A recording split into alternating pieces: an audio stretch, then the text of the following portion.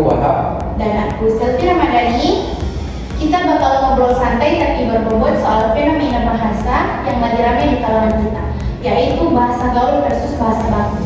Nah, sekarang kita udah bareng ketiga narasumber kita yang kece-kece nih yang bakal ngasih tahu sudut pandang mereka masing-masing. Halo semuanya.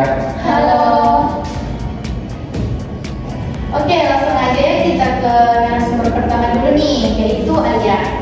Kamu dikenal sebagai orang yang suka memperhatikan penggunaan bahasa, apalagi bahasa Indonesia baku. Menurut kamu gimana sih fenomena bahasa gaul ini? Ya, jadi menurut saya bahasa gaul itu tidak salah karena itu bagian dari dinamika bahasa. Tetapi yang jadi masalah adalah ketika orang mulai lupa atau bahkan tidak tahu mana bahasa baku dan mana bahasa yang tidak baku. Apalagi dia menulis atau mengobrol yang dimana konteksnya itu formal, tapi dia mengikuti cara chattingnya. Dan kadang kayak ngisi formulir resmi tapi udah kayak ngisi caption di media sosial. Benar juga, kadang kita suka bawa ngomong kita ke tulisan resminya. Bahkan skripsi pun kadang ada kata-kata gue dan enggak yang mirip. Nah, kalau ke Kak Fian nih, kamu sering banget pakai bahasa gaul kayak anjay, besti, geskan. Menurut kamu kenapa sih bahasa kayak gitu digemari? Iya, aku akui gitu, tapi soalnya karena seru aja sih dan lebih ekspresif dan terasa lebih dekat gitu. Kita jadi bisa nunjukin karakter dan gaya kita. Tapi ya, aku juga sadar kalau kadang itu suka kebablasan sampai lupa cara menyusun lamaran kerja yang benar. Kadang juga pas mengajar presentasi juga kecoplosan kayak ngomong yang udah sih gas aja ke dosen.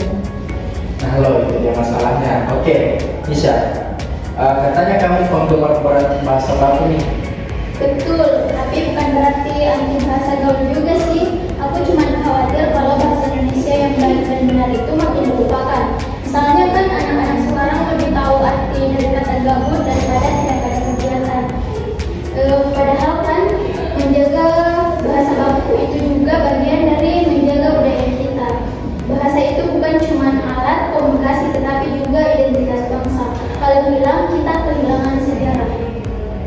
Wah, menarik banget ya. Jadi sebenarnya nggak ada yang salah dengan bahasa gaul, asal tahu tempat dan konteksnya.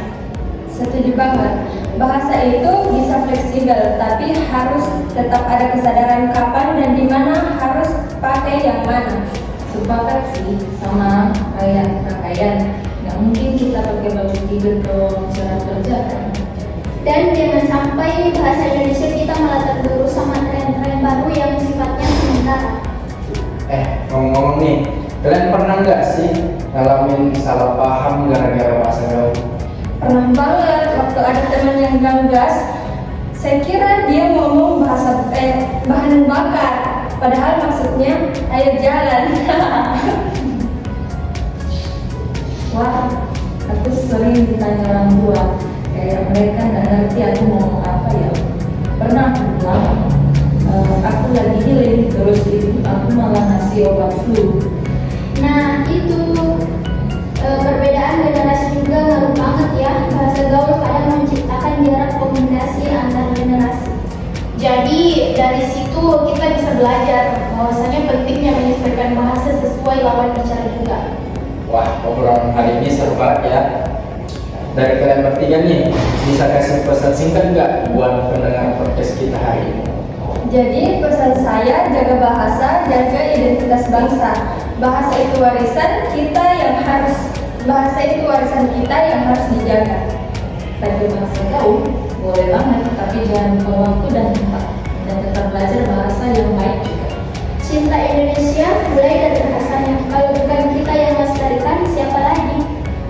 Wah, mantap banget. Terima kasih banyak buat para narasumber kece hari ini. Semoga obrolan ini bisa menjadi pengingat buat kita semua. Dan jangan lupa pakai bahasa sesuai konteks. Sampai ketemu lagi di episode podcast selanjutnya. Di ngobrolin bahasa. Bye.